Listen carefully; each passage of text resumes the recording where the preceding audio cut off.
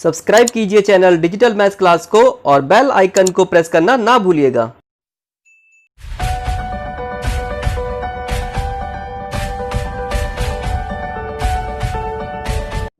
Dear student, स्वागत है आप सभी का आज की क्लास में। चैप्टर 2 संबंध और फलन में एक्सरसाइज 2.2 को कंटिन्यू रखते हुए आज हम सबसे पहले डिस्कस करेंगे क्वेश्चन नंबर 5। मान लीजिए कि ए एक समुच्चय है और इसके एलिमेंट्स हैं 1 2 3 4 6। मान लीजिए कि आर ए पर एक संबंध है और उसको इस तरह से परिभाषित किया हुआ है। इसमें ऑर्डर्ड पेयर दिया है ए बी और ए और बी दोनों ही सेट ए के एलिमेंट्स हैं। इसका मतलब है कि जो ये संबंध आर है ये ए से ए पर होगा, ठीक है। और संबंध ए और बी के बीच का संबंध इस तरह से परिभाषित है कि संख्या ए संख्या बी को यथावत विभाजित करती है। इसका मतलब है कि संख्या ए संख्या बी को एग्जैक्टली डिवाइड करेगी, ठीक है। द्वारा परिभाषित एक संबंध है। आर को रोस्टर फॉर्म में लिखिए, आर का प्रांत ज्ञात कीजिए और आर का परिसर ज्ञात कीजिए, ठीक है। तो सेट ए हमें दिया हुआ है, इसके एलिमेंट्स है 1 2 3 4 6 और ये जो संबंध है आर ये ए से ए पर परिभाषित है, ठीक है। और आर इस तरह से परिभाषित है, ऑर्डर्ड पेयर है इसमें ए बी और ये सच दैट का सिंबल होता है।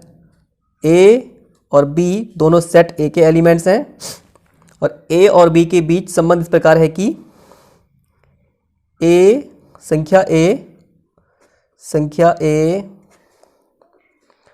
बी को यथावत विभाजित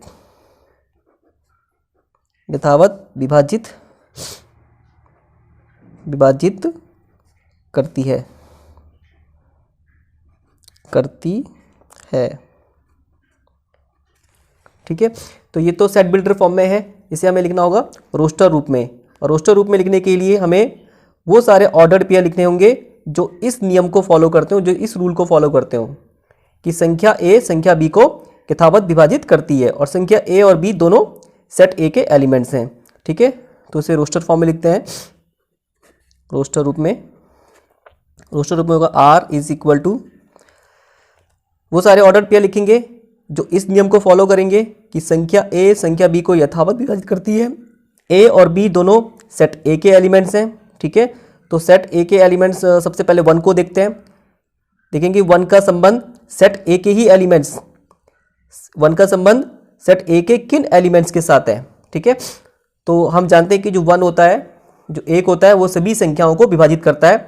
तो इस तरह से 1 का संबंध 1 के साथ भी होगा, 2 के साथ भी होगा, 3 के साथ भी होगा, 4 के साथ भी होगा और 6 के साथ भी होगा, ठीक है। तो क्योंकि 1 सभी संख्याओं को विभाजित करती है एग्जैक्टली, इसलिए 1 का संबंध 1 के साथ भी होगा, 1 का संबंध 2 के साथ भी है इस रूल के अकॉर्डिंग, 1 का संबंध 3 के साथ भी है, 1 का संबंध 4 के साथ भी है, 1 का संबंध 6 के साथ भी है, ठीक है। अब 2 को देखते हैं। 2 का संबंध सेट ए के किन एलिमेंट्स के साथ है, मीन्स 2 किन किन संख्याओं को यथावत विभाजित करती है। तो 2 1 को तो विभाजित नहीं करेगा क्योंकि 2 1 से बड़ा है। 2 को विभाजित करता है, 2 एकम 2 होता है, ठीक है। 2 को पूरा विभाजित करेगा। 2 3 को विभाजित नहीं करता है, तो 2 का 3 के साथ संबंध नहीं होगा। 2 4 को पूरा विभाजित करता है, 2 दूनी 4, ठीक है। तो 2 का संबंध 4 के साथ होगा। 2 6 को पूरा विभाजित करता है, 2 3 6, तो 2 का संबंध 6 के साथ होगा, ठीक है। अब हम 3 का संबंध देखते हैं सेट ए के किन एलिमेंट्स के साथ होगा, मीन्स संख्या 3 सेट ए के किन संख्याओं को पूरा विभाजित करती है।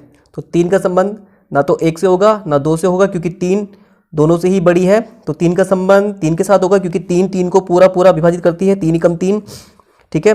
3 का संबंध 4 के साथ नहीं होगा क्योंकि 3 4 को विभाजित नहीं करती है, ठीक है। 3 का संबंध 6 के साथ होगा क्योंकि 3 6 को पूरा विभाजित करती है, 3 दूनी 6, तो 3 का संबंध 6 के साथ होगा। इसके बाद चेक करते हैं 4 के लिए। तो 4 का संबंध ना तो 1 से होगा ना 2 से होगा ना 3 से होगा क्योंकि 4 1 2 3 तीनों से ही बड़ा है। 4 का संबंध 4 के साथ होगा क्योंकि 4 4 को पूरा विभाजित करती है, 4 एकम 4। 4 का संबंध 6 के साथ नहीं होगा क्योंकि 4 6 को विभाजित नहीं करती है, ठीक है। हम 1 के लिए चेक कर चुके हैं, 2 के लिए चेक कर चुके हैं, 3 के लिए चेक कर चुके हैं, 4 के लिए चेक कर चुके हैं। अब 6 को चेक करते हैं। 6 का संबंध सेट ए के किन एलिमेंट्स के साथ होगा, मीन्स 6 सेट ए के किन एलिमेंट्स को पूरा पूरा विभाजित करती है। तो 6 ना तो 1 को विभाजित करेगी, ना 2 को, ना 3 को, ना 4 को, क्योंकि 6 इन सभी से बड़ी है। 6 का संबंध 6 के साथ होगा क्योंकि 6 को पूरा पूरा विभाजित करती है, 6 कम 6, ठीक है। तो इस तरह से हमने जो ये संबंध है, जो कि ये सेट बिल्डर फॉर्म में दिया हुआ था, इसको हमने यहाँ पे इस तरह से रोस्टर फॉर्म में लिख दिया है, ठीक है। तो इसका पहला पार्ट तो हो गया है। अब इसका दूसरा पार्ट करते हैं, इसका प्रांत निकालते हैं। प्रांत डोमेन, संबंध आर का डोमेन, और डोमेन जो ये संबंध है इसके सभी क्रमित युग्मों के जो पहले एलिमेंट्स हैं उनका सेट होता है। और इसके पहले एलिमेंट में आ रहा है 1 1 दोबारा आ गया है, और किसी भी सेट में कोई भी एलिमेंट एक ही बार लिखा जाता है। 1 के बाद 2 2 दोबारा आ गया, 2 3 दोबारा आ गया, 4 6, ठीक है। सेट आर जो संबंध आर है इसके सभी क्रमित युग्मों के पहले एलिमेंट्स का जो सेट होता है यही डोमेन होता है, ठीक है। अब इसका परिसर लिखेंगे, ठीक है। रेंज, रिलेशन आर का रेंज, और जो रेंज होता है ये संबंध आर के सभी क्रमित युग्मों के दूसरे एलिमेंट्स का सेट होता है। और दूसरे एलिमेंट्स में यहाँ पे आ रहा है, ये तो ये 1 आ रहा है, 2 3 4 6 2 आ चुका है, 4 आ चुका है, 6 आ चुका है, 3 लिख चुके हैं, 6 लिख चुके हैं, 4 लिख चुके हैं, 6 भी लिख चुके हैं, ठीक है। तो ये इस तरह से इसका रेंज होगा। और यहाँ पे कोडोमेन नहीं पूछा है, अगर कोडोमेन पूछा होता तो संबंध जो है वो ए से ए पर है, तो ये वाला जो सेट होता है दूसरा सेट, ये पूरा का पूरा सेट यही कोडोमेन होता है, ठीक है। तो इसका जो कोडोमेन होगा सेट ए होगा, ठीक है। ये इसका आंसर आ गया। नेक्स्ट क्वेश्चन नंबर 6, और ये भी आसान क्वेश्चन है। आर द्वारा परिभाषित संबंध आर के प्रांत और परिसर ज्ञात कीजिए। तो यहाँ पे जो आर संबंध है वो इस तरह से परिभाषित है, एक्स का संबंध है x + 5 के साथ, और जो x है वो इस सेट का एलिमेंट है।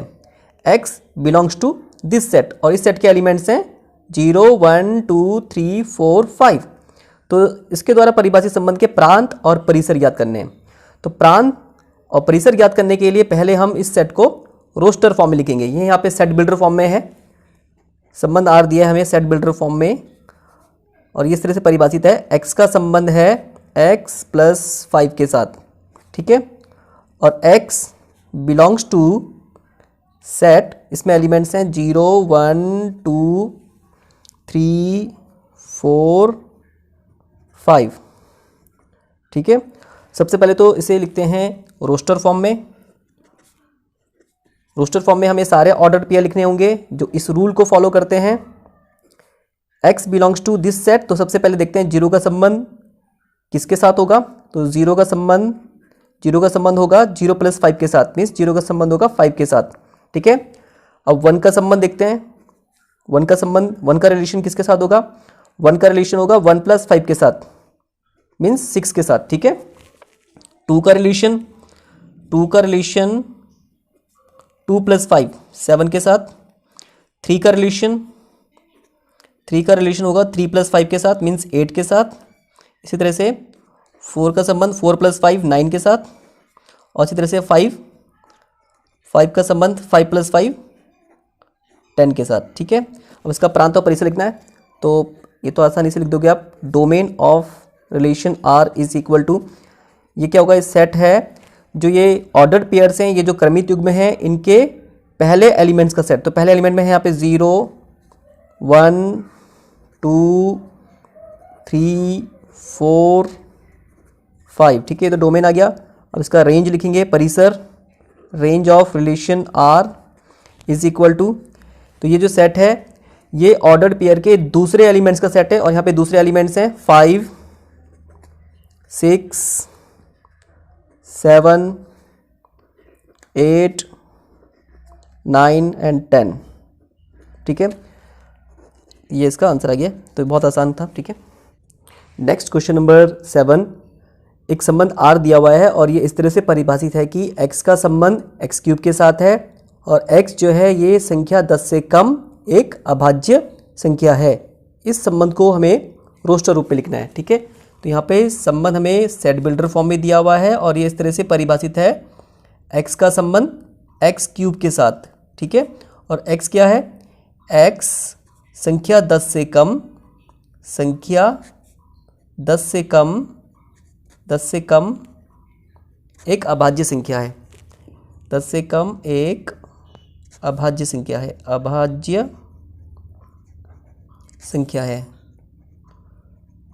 संख्या है।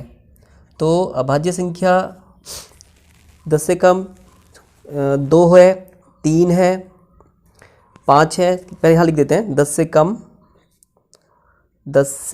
कम अभाज्य संख्याएं, अभाज्य संख्या, ऐसा करते हैं, इसे समुच्चय के रूप में लिख देते हैं। ठीक है, 10 से कम अभाज्य संख्याओं का समुच्चय रूप में लिख देते हैं। इसे समुच्चय रूप में लिखने की जरूरत है नहीं वैसे। तो 10 से कम अभाज्य संख्याएं हैं 2, 3, 5, 7। ठीक है, ये 4 संख्याएं जो हैं ये 10 से कम अभाज्य संख्याएं हैं। अभाज्य संख्याएं वो होती है जो केवल एक से और अपने आप से विभाजित होती है और एक अपने अलावा और किसी संख्या से विभाजित नहीं होती है। ठीक है, तो अब इसे हमें रोस्टर फॉर्म में लिखना है संबंध को, रोस्टर फॉर्म। ठीक है, तो रोस्टर फॉर्म में ये संबंध इस तरह से हो जाएगा, x belongs to this set, 10 से कम अभाज्य संख्याओं का समुच्चय। ठीक है, तो सबसे पहले x की जगह पे 2 रखेंगे। 2 का संबंध किसके साथ होगा, 2 की घात 3, और 2 की घात 3 होता है 2 दूनी 4 दूनी 8। ठीक है, अब 3 का संबंध 3 की घात 3, और 3 की घात 3 होता है 3 तिया 9 तिया 27। ठीक है, अब यहाँ पे रखेंगे x की जगह पे 5 लेंगे, x हम 5 लेंगे। ठीक है, 5 का संबंध 5 की घात 3 के साथ, 5 की घात 3 होता है 5 पंजे 25, 25 पंजे 125, तो 5 का संबंध 125 के साथ। ठीक है, अब 7 का चेक करते हैं। ठीक है, 7 का संबंध होगा 7 की घात 3 के साथ, 7 की घात 3 होगा 7 सत्ते 49, और 49 सत्ते 7 नवा 63, फिर 7 चौक 28, 6 34, तो 343। ठीक है, तो 7 का संबंध 343 के साथ। ठीक है, तो ये 10 से कम अभाज्य संख्याएं ये सारी हो चुकी हैं, 2, 3, 5, 7। ठीक है, तो इस तरह से ये संबंध जो है जो हमें सेट बिल्डर फॉर्म में दिया हुआ था ये रोस्टर फॉर्म में आ चुका है। ठीक है, तो इसमें हमें प्रांत और परिसर नहीं पूछा है, तो उसका अगर प्रांत पूछा होता तो उसका प्रांत होता इन ऑर्डर पेयर के सेट का जो पहला एलिमेंट है उनका सेट 2, 3, 5, 7। ठीक है, और अगर रेंज पूछा होता तो इन ऑर्डर पेयर का सेकंड एलिमेंट्स का सेट होगा रेंज 8, 27, 125, 343। ठीक है, और अगर कोडोमेन यहाँ पे संबंध दिया नहीं कि किससे किस पर है। ठीक है, तो इसमें हम प्रांत और परिसर ही ज्ञात कर सकते हैं। ठीक है, तो इस तरह से ये आंसर आ चुका है। तो आज के लिए बस इतना ही। किसी क्वेश्चन में कोई डाउट हो, कोई कन्फ्यूजन हो तो कमेंट बॉक्स में ज़रूर पूछिएगा। बाकी क्वेश्चन कल की क्लास में करेंगे। ठीक है।